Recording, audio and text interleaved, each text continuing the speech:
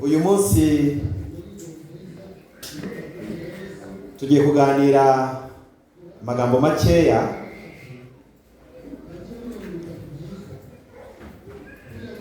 ndabona bo ku buhanga bw'ibyuma babihagejeje. Tugiye kuganira ariya magambo muruzi atubwira ngo icyago gikomeye umuryango w'Imana. Sundi icyago ni iki? Ni ikintu cyiza umuntu atagihisemo, nibyo? Ni icyago. Ni ikintu gikomeye cyane, nicyo kiba ari icyago. Kiba ari icyago. Ririya somo murirambure niryo tugiye gushingiraho icyigisho cyacu cy'uyu munsi. Ni Abaroma igice cya 2 umurongo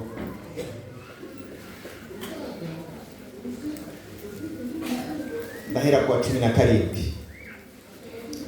Ni ijambo rwose ritureba, ariko Imana idufashe twe kuza gushaka kwitwaza, ahubwo twumva ijwi ry'Imana. Haleluya. Iri somo ndihitamo narirebye ndavuga nti it's very hard. Isomo ko rikomeye cyane, reka ndikwepende ukuri narebe ntibyagerageza koroshya, ariko reka mubwire byarazi. Inshuro 3 zose nagerageje kurivanaho ngo ndebe irindi ryarisimbura mbura amahoro. Ubu rero muryakire ubutumwa muhawe n'Imana, ariko muri iki kibazo si isomo ahubwo ikibazo cyaba twebwe. Ni ubutumwa butureba Abadivantiste b'umunsi wa karindwi. Next. Reka duhere ku murongo wa 17.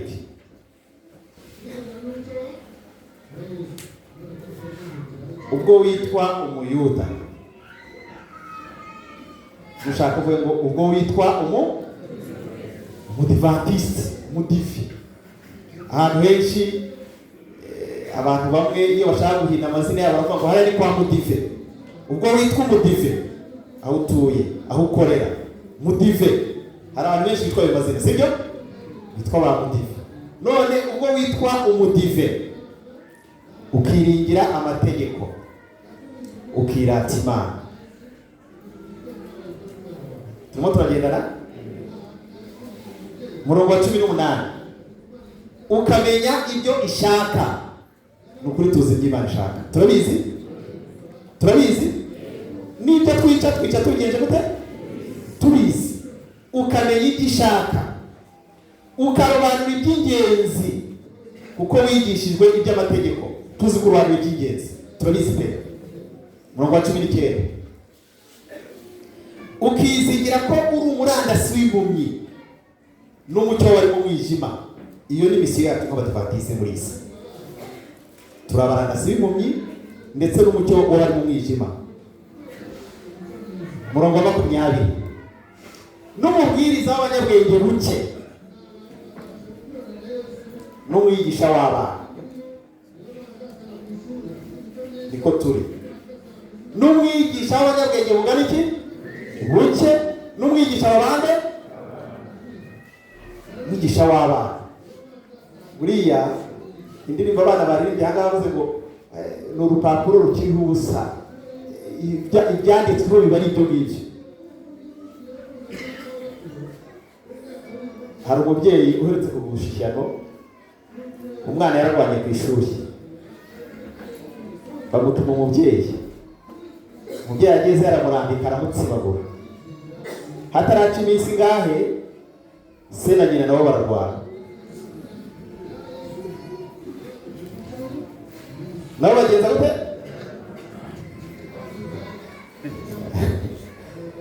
Nuko umwana yibuka kimwe mu gitutsi ise yamututse ku ishuri, sinshaka kugisubiramo. Arambwira ati se namwe mubaye mutyo? Namwe nuko mubaye. Mu by'ukuri Abadivantiste b'umunsi wa karindwi turababwiriza abanyabwenge buke. Hari ibintu abantu benshi batazi. Bamwe ntibazi gusoma, abandi ntibigishwe Bibiliya, n'umwuka w'ubuhanuzi niwe wuzi. Ariko baturebeho, tugahinduka igitabo cyabo, tugahinduka urugero bagenza gute bigiraho. ibaze ubaye ituranye n'umuntu umeze nk'uwo nguwo, ufite ubumenyi bukeya, twe gukoresheje ijambo Bibiliya yakoresheje, ufite ubumenyi bukeya mu byanditswe, akaba azi ko isabato itangira ari uko atakibona umwotsi kwa runaka, ari uko abona kwa runaka imirimo igenje gute ihagaze, akazi ko isabato itangiye. Turabigisha rero n'umwigisha w'abana, kuko mu mategeko ufite icyitegererezo cy'ukuri n'ubwenge kibonerwa muri yo. Ibi ni ukuri. Umurongo wa 21 urakomeye. Simvuge ngo ni icumu, simvuge ngo ni misire, ariko ni ijambo rikomeye. Mbese wigisha abandi ntiwiyigisha? Kuhana kwiba nawe ukagenza gute? Ni ikibazo. Umurongo wa 22 kuvuga ngo ntugasambane nawe usambana, ko wanga ibishushanyo bisengwa nawe ukanduza urusengero. Umurongo wa 23 ko wirata amategeko nawe ukagayisha Imana kuyacumura. Umurongo wa 24 izina ry'Imana ritukwa mu bapagani ku bwanyu nk'uko byanditswe. Iri somo ubwo mushiki wacu yarisomaga, nategereje ko numva hari umuntu warangaye uvuga ngo amena, ndamubura. Harimo abantu bajya barangara bakagira ngo uko isomo rishoje bakwiye kuvuga ngo amena, bagahita baturitsa amen. Wari kumwariye mu iterambere, ariko Imana ndayishima kuko yoheje umwuka wayo atuma dutega amatwi. Mureke dusenge. Data wa twese uri mu ijuru, Imana idukunda, uyu mwanya twirebye mu ijambo ryawe, uvuganye natwe amagambo akomeye, dutsindiwe imbere yawe. Turakwinginze ngo tubabarire, ubabarire ibicumuro n'ibyaha twagucumuyeho kubwo kuvuga tudakora, kubwo kwigira beza kandi turi babi, ahubwo uduhindurire gusa nuko wifuza, kugira ngo iteka ryose ujye urabagirana mu mibereho yacu. Uyu mwanya tugiye kumara twiga ijambo ryawe, uzuvuga n'imitima yacu, buri wese umubwire iki, kandi urufatisha umwanzuro mwiza watuma azakubona ubwo uzaba ugarutse, mu izina rya Yesu Umwami n'Umukiza wacu. Amen. Uyu munsi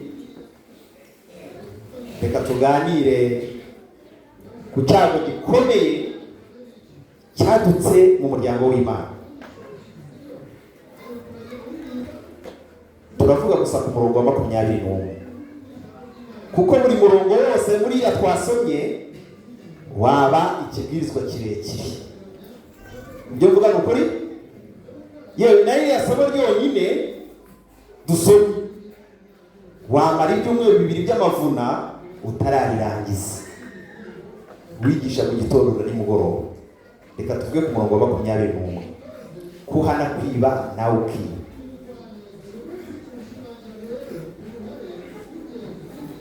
Kuhana kwiba nawe ukagenza gute? Iki ni icyago gikomeye cyadutse mu muryango. Iyo umuryango ugize ibyago hakadukamo umuntu wese utyo, umuryango wose ukozwe isoni. Nibyo?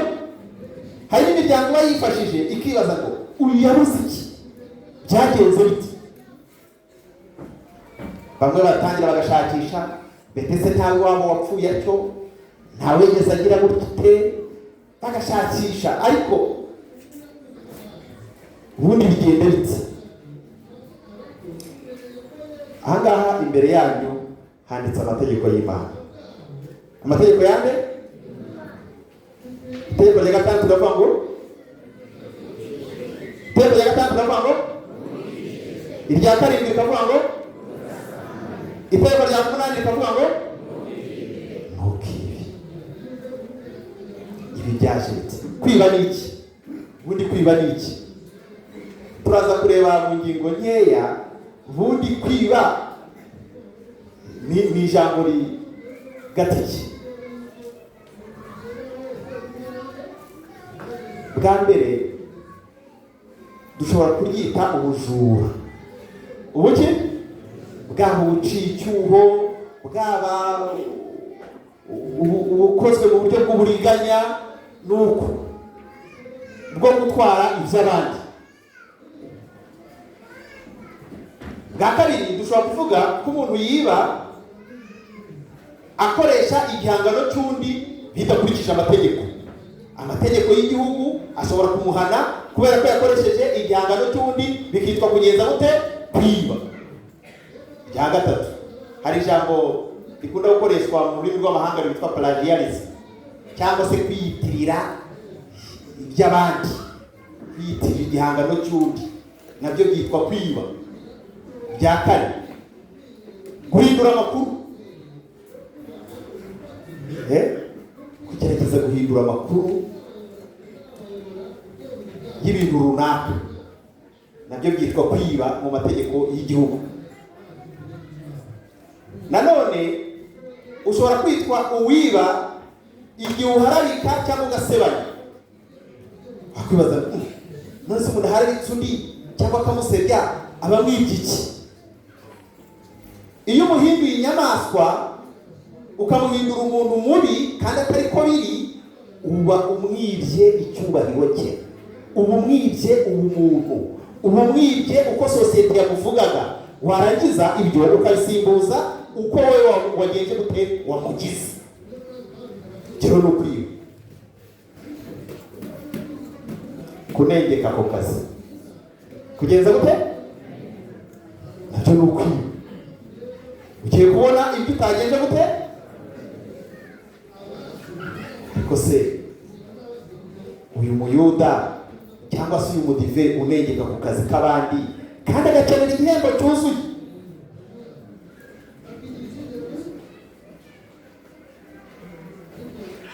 kandi hatambutse umujura yamukubitira kumwica, abonye aho bamufasha nawe yagenza gute? Nawe yakubita.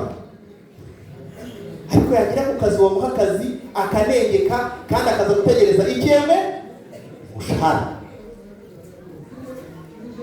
Ubundi busobanuro bwo kwiba, gusesagura no gukoresha nabi ibintu by'undi cyangwa igihe by'undi. Gusesagura. Abantu bahabwa inshingano zo gukorera abandi mu ngo, bumve neza, bashobora kwitwa abajura ntacyo bajyanye, ariko kubera ko basesaguye iby'abandi ntabyo mpaha, nyiracyo azagura ibindi, kabikoresha nabi. Mu by'ukuri umuteye igihombo wamwibye. Noneho igihe cyo niba ufashe igihe wari wageneye ibi ngibi ntibikorwe. Reka mfate urugero rworoshye. Wagomba kuba uri mu kazi saa hizi n'izi, uhageze haciyeho amasaha abiri. Ayo masaha abiri uyigeze?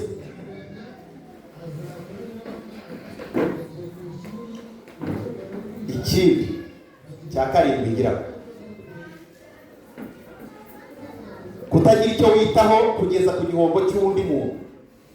Kutagira icyo witaho kugeza ubwo biza kugeza ku gihombo cy'undi muntu, ubwo nabyo ni ukwiba. Cya cyenda, guhanika ibiciro. Guhanika iki? Mperutse kujya mu mujyi mbaza ikintu nashaka kugura, mubwiye amafaranga ntanga, arambwira ati ni ukuri no kurangura ntabwo kandi ngiye arampamagara arayakira.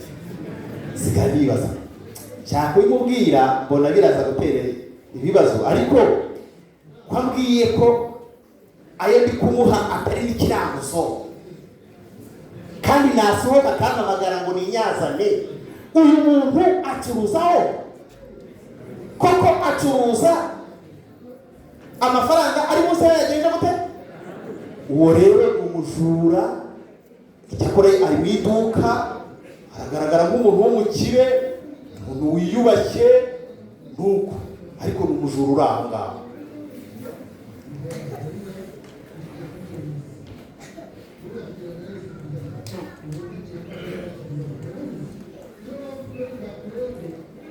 Kugirira abana ibyamfura mbi cyangwa kutabitaho nabyo ni ubujura. Abana ni ab'Imana. Iyo rero ufashe umwana w'Imana ukamukora uramwibye, wibye uyu muntu we uzaba we uramwibye. Ejo ari kuzaba umuntu umeze gutya na gutya, ariko kubera kumugirira nabi ntabwo azaba gutyo, sibyo? Ubwo ni ukuvuga ko rero Imana uyambuye umugambi yari ifite kugire muntu kugira nabi.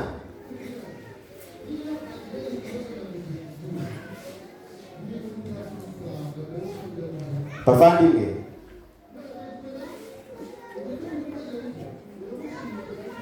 hari ibintu dukwiye kwitaho cyane. None se ibi byo bijya bikubaho? Tuvuze ibyo abahanika ibiciro, ariko no kwishyura ibiri hasi y'igiciro nabyo ni ubujura, nabyo ni ukwiba. Kwishyura ibiri hasi y'igiciro, uramufatiranye kubera ko nta kundi ubona yagenza, umwishyuye makeya, ariko nawe ukagenda uzi neza mu mutima wo kugenza gute kumuhenze.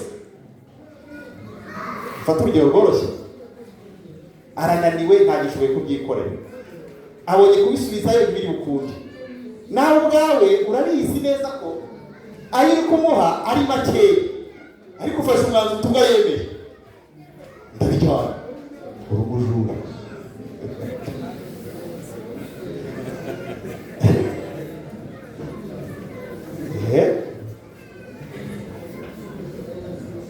Kubanza mufashwe muguye muri bagakoco. Ikindi cyasobanura kwiba, ubwo ndagira ngo twese tujye aho twiyumva. Guhemukira uwo mwashakanye cyangwa kumuca inyuma ni ubusambo.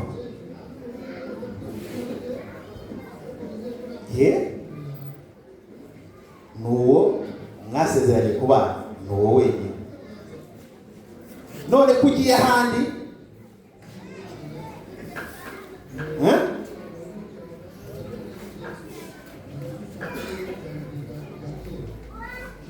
hari n'ibindi byinshi nabonye bya definition bavuga mu mategeko muri code penali byaba bisobanuye kwiba, nko gushimuta abantu, ubucakara, gufunga n'ibindi bidakurikije amategeko, nabyo ni ubujura.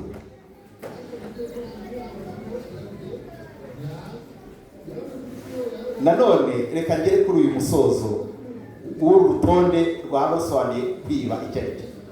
Kwikubira kimwe nacyo no kugenza guteme, no murabyemera cyangwa no kwiguriza barishimye. Mbese muvandimwe, inshuti yanjye, wibonye hehe? Birashoboka ko twaba twisanze turishyira hamwe ry'ibisambo aho mu bituro ry'Imana. Twabonye ngo none se ko uri umudive guhera ku murongo wa 17 ukamanuka wigisha abandi ntiwiyigisha. Mbese ukurikije uko ibi bintu bimeze, turacyari ituro ry'Imana cyangwa turishyira hamwe ry'ibisambo? Ni ukuri Imana itubabarire mu izina rya Yesu. Imana itubabarire. Mu gatabo twigeze twiga kitwa amategeko 10, ninde ukigatunze? Agatabo kitwa amategeko 10. Sanga dushyize ndi toto agatabo kanditswe na Ron Watts, n'udutabo twiza cyane. Ku rupapuro rw'104 haranditswe ngo ese dushobora kubwira abantu ko twakijijwe mu gihe dukomeje guhinyura iby'Imana yatubwiye mu mategeko 10 cyangwa mu kindi gice icyo ari cyo cyose cyo muri Bibiliya? Dushobora kubwira abantu ko twakijijwe mu gihe dukomeje guhinyura, hari ibyo duhinyura, iby'Imana yatubwiye mu mategeko 10 cyangwa mu kindi gice icyo ari cyo cyose cyo muri Bibiliya, tugakomeza kuvuga ngo twaragenje gute, twarakijijwe. Nanone kuri iyo page nahasanze amagambo yavuzwe n'uwitwa John MacArthur. Ni amagambo agira ati, ubutumwa bugezweho muri iki gihe bushyira imbere ibyiringiro bipfuye ku banyabyaha. Ngo ubutumwa bugezeho muri iki bushyira imbere ibyiringiro bipfuye kuri nde? Babasezeranira ko bashobora kubona ubugingo buhoraho kandi bakomeje kubaho mu bwigomeke ku Mana. Babasezeranira ko bashobora kubona ubugingo buhoraho kandi bakomeje kubaho mu bwigomeke ku iri jambo ubwigomeke nagerageje kurigaragaza cyane. Abantu batandukanya kwizera n'imibereho yo kwizera. Bakumva kwizera bihagije, ariko imibereho yo kwizera ntigenje guterwe ntiboneke. Nyine bakavuga ibyo badakora, bakavuga ko imirimo atari ngombwa ahubwo ari ukwizera, cyangwa se abandi bagashingira ku mirimo kwizera bakagukuraho. Ibyo rero ni ibyiringiro bipfuye.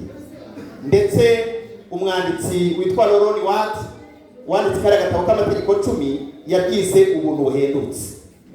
Ubuntu bugenje gute?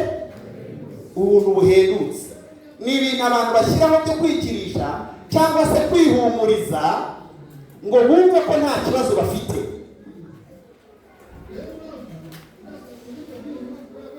Kera twiga muri primaire begeze badusaba guhimba ikivugo.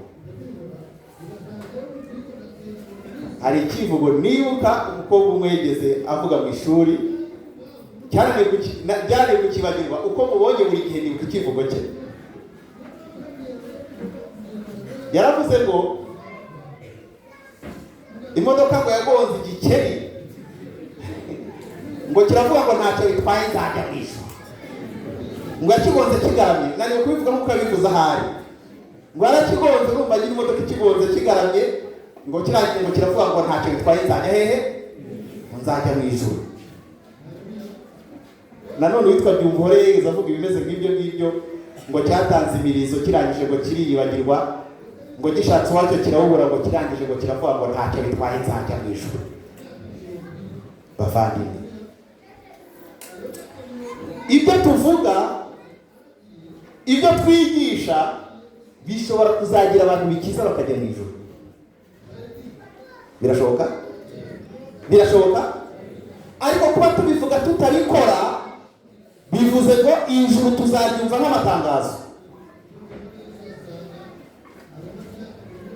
Mbese ubuntu buhendutse ni iki?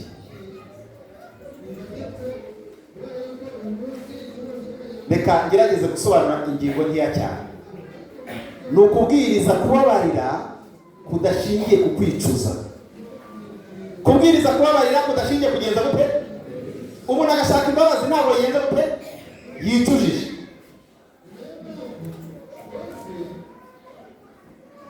Mu mwaka ushize nigeze nganiriza umuntu wari ufite ikibazo,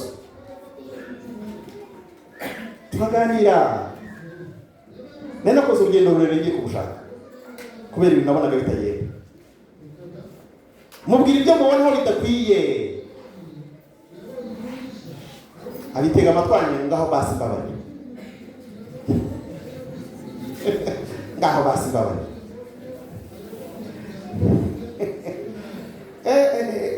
Urabyumva ute wowe? Urumva imbabazi?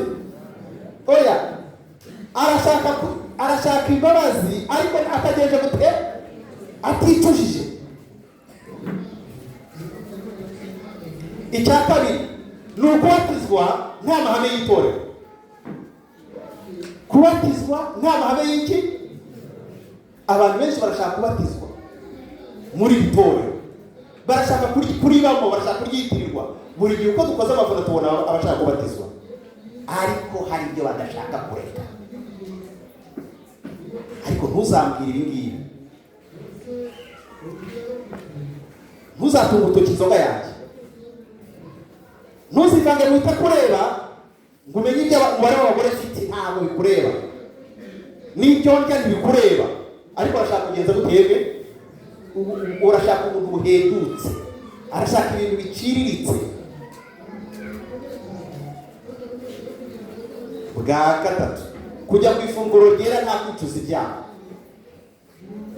Kujya ku ifunguro ryera nta kwicuza iki? Urashaka kujya ku ifunguro ryera, nibyo baritangaje, uranezerewe, ariko ukabijyaho gusa wumva ntacyo bitwaye. Yewe na bya bindi bikorerwa aha ngaha nta kintu kiri gukora ku mutima wawe n'ifunguro ryera. Okay, ntabwo ari uko Bibiliya itubwira. Ntabwo wigishije kwiheza, oya, ariko icyo bisaba ni ukwihana, ugasaba imbabazi. Ibyo biragoye, ibyo biragoye. Nashimye umuntu yarankuruye turi ku ifunguro, arambwira ati ko hari umuntu ufite ikibazo nubwo atari hano, kandi nta nifuza kujya ku ifunguro ryera, kandi kumubona bikaba bitaza koroha. Nambwira mfite telefone, tambuka ugende hariya hirya aho nta wundi muntu ukumva, ugenda uvugane nawe. Yarabikoze, yarihuse aragenda agera hirya, aragenda avugana nawe, agaruka mbona amwenyura. Haleluya, araza ku ifunguro ryera. Byafashe umwanya, bifata umwanya. Mushaka kuba muri kumwe hano, mukurure muvugane. Ntashaka gucira mu maso, haricyo bitwaye. Yesu baciriye Yesu kumurusha iki? Ntashaka kubeshya ko aziguhaye ataziguhaye, ariko wowe urajyayo umutima umeze neza. Kujya ku ifunguro ryera nta kwicuza ibyaha. Hari ibyo ugomba kuvugana n'Imana yawe, hari ibyo ugomba kuvugana n'uwo mubana, hari ibyo ugomba kuvugana n'uwo muturanye, hari ibyo ugomba kuvugana n'uwo ari we wese wumva hari ikibazo. Ibyo Umwuka Wera akwibukije ukwiye kubikemura, ukajya ku ifunguro ryera. Nanone gushaka ubuntu buhendutse ni ukuvuga ibyiza udakora, kuvuga ibyiza utagenza gute. Bavandimwe bagenzi banjye baririmbye,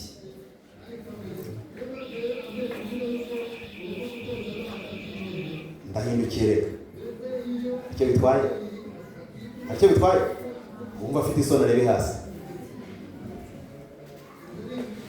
Aba bantu ni ingenzi cyane, bafite ibibwirizwa bitunyura umutima, tukazamura amaboko tukavuga mena mu rusengero, ukabona rwose huzuye umwuka wo kuramya Imana. Ariko ikibazo ni iki? Biriya bintu mutubwira murabikora?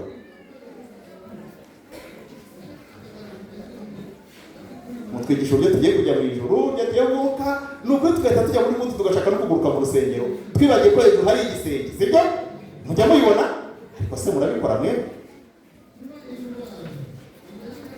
Indirimbo nziza zirimo ibibwirizwa biryoshye,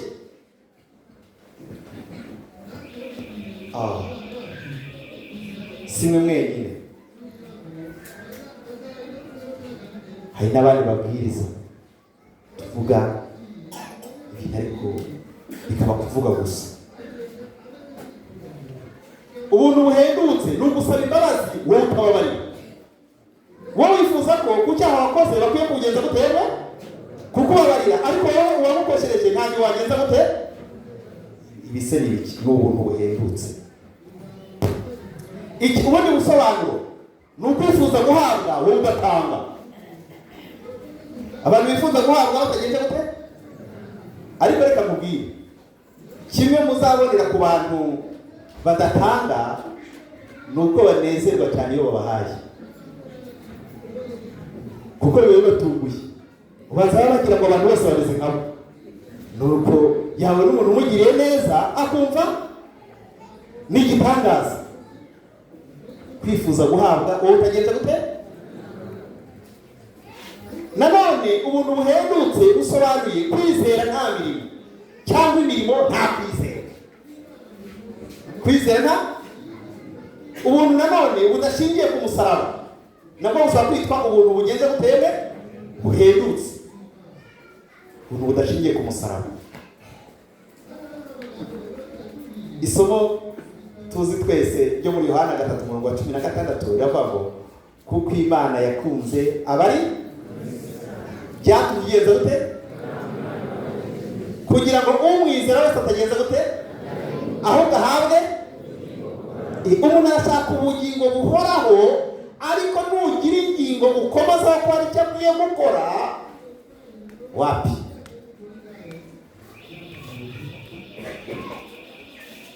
Ibi byitwa kwitwa umukristo nta Kristo. Kwitwa umukristo nta, hari abantu benshi bitwa abakristo ariko nta Kristo muri bo. Iyo rero ni imibereho y'ikinyoma. Imibereho y'ikinyoma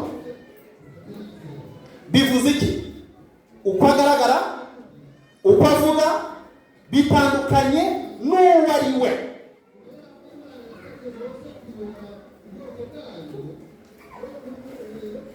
Ibyo mubonana muri rusange mu nzira, ku rusengero n'ahandi bitandukanye n'iby'imuhira. Iyo ni imibereho y'ikinyoma. Ubuntu buhendutse rero ni imibereho y'ababaswe no kwiba. Kuri buri kintu cyose bakoze bafite icyo bikirisha. Kuri buri cyaha cyose bafite icyo bagenza gute, icyo bikirisha. Ariko ijambo ry'Imana mu ndirimbo twaririmbye y'Ijana 45 twabonye ngo ntushake iki. None se tuvuga iki? Mu Baroma 6:6 haratubaza ngo nuko tuvuga iki? Tugumye gukora ibyaha ngo ubuntu busage? Pawulo yakomeje avuga ngo ntibikagenze gute, nawe bivuga ngo ntibikambeho. Umunsi umwe Ellen G. White yari yayoboye amateraniro y'ububyutse mu rusengero, maze abantu basobanukirwa n'icyaha cyo kwiba Imana, bayiba 10 n'amaturo. Nuko bamaze kwisobanukirwa, abantu benshi baratuye. Kwatura ni kubyumva, bavuga ko bamaze imyaka myinshi badatanga icya 10, kandi bazi yuko Imana idashobora guhumugisha abantu bayiba. Imana ntishobora guhumugisha abantu bagenza gute, umva ingorane. Kandi n'itorero rimwe batyo rigomba kugerwaho n'ingaruka zikomotse ku byaha byakozwe n'abizera batyo. Ngo n'itorero ririmo bameze batyo rigomba kugerwaho n'ingaruka zikomotse ku byaha byakozwe n'abizera batyo. Uko itorero rigira abajura benshi cyangwa se abiba 10 n'amaturo benshi, ingaruka ni uko ribura mikoro yo kubwiriza ubutumwa. Rigizweho n'ingaruka. Aya ni amagambo nushaka kuyasoma mu buryo burambuye iki giterane n'abati yari yakoze, uragisanga mu gitabo cy'inama ku Busonga uhereye ku rupapuro rwa 87. Muvandimwe, mbese ufashe uhe mwanzuro? Mbese ushaka umugisha w'Imana? Igisubizo ni iki: reka kuba ikibazo mu muryango wayo. Iyo umuryango ugize ibyago hakadukamo umuntu uwiba, uyu muryango ugize ikibazo, nibyo kiba ari icyago gikomeye muri uwo muryango. Niba ushaka rero umugisha w'Imana, reka kuba ikibazo muri uwo muryango w'Imana. Reka kwiba 10 n'amaturo byagenewe umurimo wayo. Komera ku mwanzuro ufashe, kandi Uwiteka abigufashemo. Ezekieli igice cya 33 umurongo wa 15 kugeza wa 16 hari amagambo atubwira ngo umunyabyaha nagarura ibyo yahawe ingwate, akagarura ibyo yibye, akagendera mu mategeko ahesha ubugingo, ntakore ibibi, kubaho azabaho ntabwo azapfa. Kubaho azabaho ntabwo azagenza gute? Imana yacu inyambabazi. Umurongo wa 16, ibyaha bye byose yakoze nta na kimwe kizamwibukwaho. yakoze ibyo gukiranuka bihwanye n'amategeko, kuba hazagenza gute? Azaba. Kuba hazaba. Iyo ibyo tuvuga bihwanye n'ibyo dukora, ibyo tugerageza kubwira abandi natwe tubikora, ikibwirizwa cyacu kigira imbaraga. Umudirekiteri umwe yigeze atuma umwana w'umukobwa umubyeyi kubera uko yitwaraga ku ishuri, bamuhaga iniforume akayipasura kugira ngo ikunde ibe ngufiya, nuko baribaza bati umwana se reka tumutume umubyeyi. Bamutumye umubyeyi, nyina aza yambaye diregiteri aramureba ati tuba dushaka, abura icyo amubwira, avuga ati rero tuba dushaka kumenya ababyeyi turereye, nuko areba ukuntu amubwira, aramusezera arataha. Arangije abwira umwana ati genda ujye mu ishuri, ariko amasomo narangiza uze kundeba. Diregiteri yari azi ubwenge cyane, aragenda abwira madamu we bakoranaga kuri icyo kigo, aramubwira ati rero madamu, amubwira ibyo yabonye, none ndagira ngo mfashe uriya mwana ku buryo azabona ko biriya bintu ari bibi tutamuhutaje. Madamu yamugize inshuti, arangije kugeza aho umwana amubwira impamvu imutera gukora ibyo ngibyo, amuha amateka y'umuryango we. Umwana arabireka. Agenza gute? Arabireka. Ariko kandi yabaye n'umusemburo wo kujya kwihanisha nyina. Kujya kwihanisha nde? Nyina. Kugira ngo ibyo baganiriye n'umwana bidahita bisubira inyuma, bahamagaye ababyeyi b'uwo mwana bavuga ati ese umwana wanyu ko yadukunze kwemera iki kirugo tukagumana. Bati nta kibazo twabima umwana se, umwana wagiye mu kirugo kwa diregiteri, hari ikibazo? Aramugumana, bigana nawe, kandi igitangaje ni ukuri ari uwo mwana ari na nyina barabadivantiste.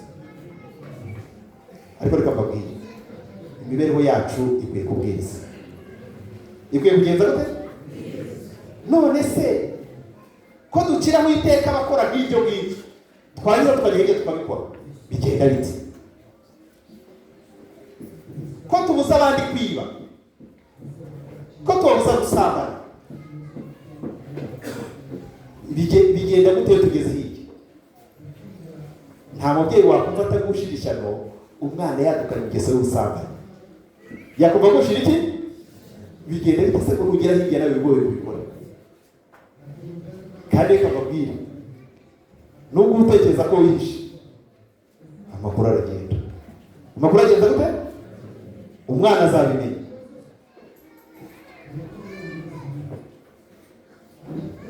Azabimenya. Abantu baravuga hirya no hino ibintu nk'ibyo. None se Imana yo ko tubibona tukabigaya, ijuru ryo bigabingana iki? Mbese wigisha abandi ntiwiyigisha? Mbese wigisha abandi ntiwiyigisha? Abadivantiste nicyo twahamagariwe, turabigisha, tubizi cyangwa tutabizi turabi. Aho dutuye abantu batwigiraho, tubizi cyangwa tutagenje gute?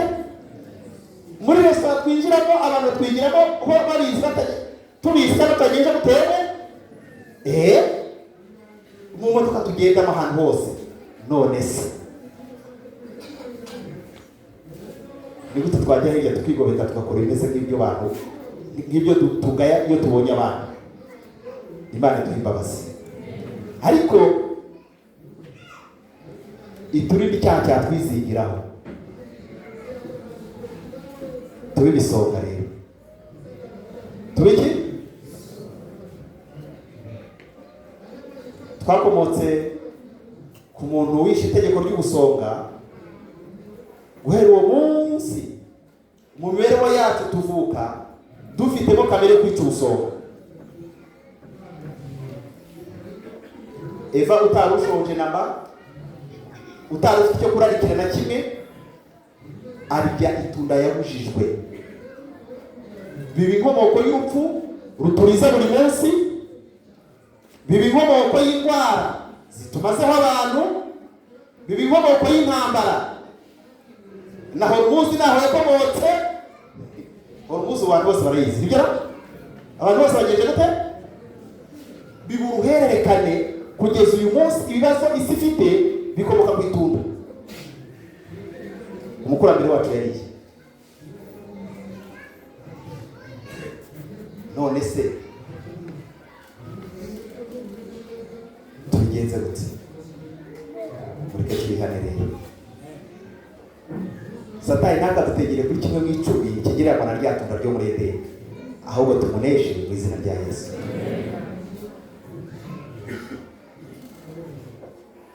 Ugambire mu mutima we ukavuga ati rero Mana, hari ibyo ngaya ariko nanjye nkabigwamo. Ku ngingo imwe cyangwa nyinshi ndifuza gusaba imbabazi. Ntabwo twe dufite ari gusenga.